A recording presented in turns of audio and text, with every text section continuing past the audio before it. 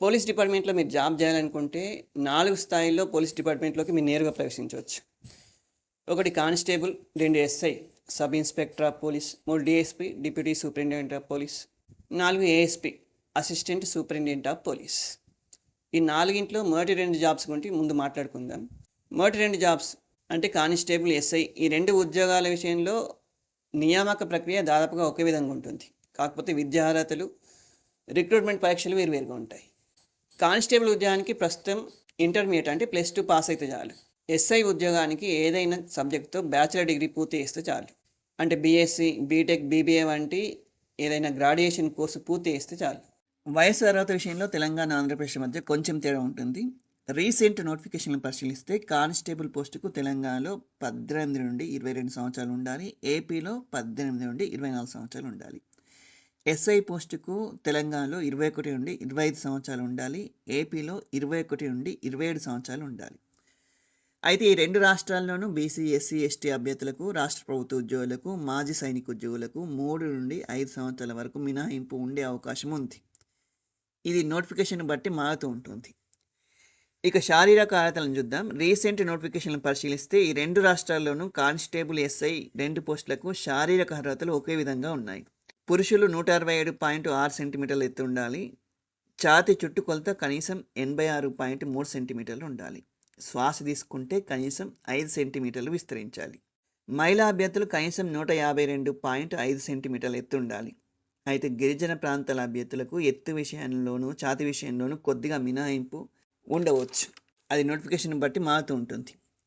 ఇక కంటి చూపు విషయానికి వస్తే 2 పోస్టులకు దూరపు చూపు 2 కళ్ళ విషయంలో 6/6 ఉండాలి. దగ్గర చూపు 2 కళ్ళ విషయంలో 0/5 ఉండాలి.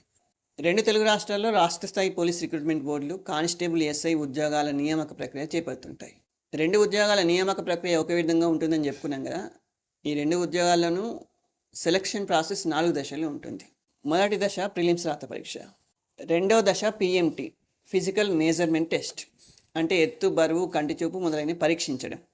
మూడవ దశ పిఈటి, ఫిజికల్ ఎఫిషియన్సీ టెస్ట్, అంటే running, long jump, shot put మొదలైనవి.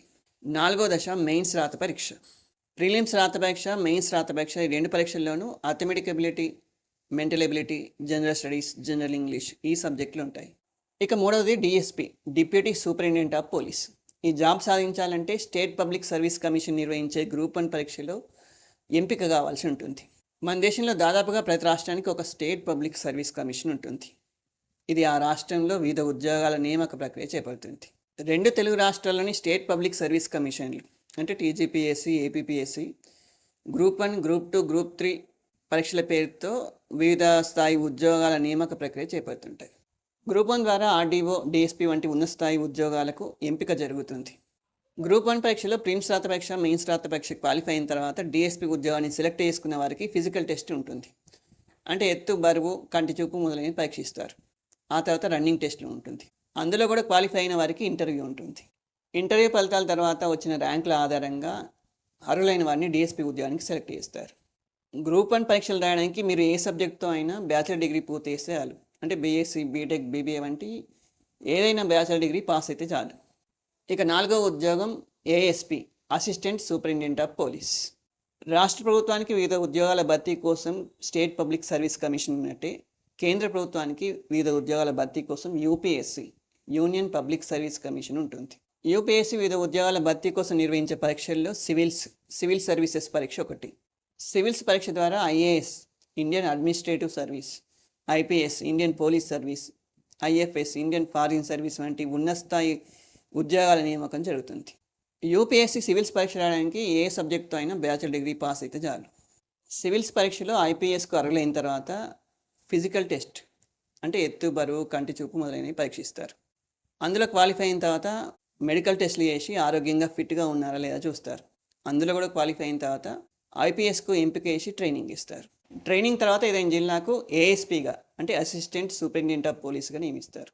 ఆ తర్వాత ప్రమోషన్ ద్వారా అడిషనల్ సూపరింటెండెంట్ ఆఫ్ పోలీస్గా, ఆ తర్వాత ప్రమోషన్ ద్వారా ఎస్పీగా సూపరింటెండెంట్ ఆఫ్ పోలీస్గా నియమిస్తారు.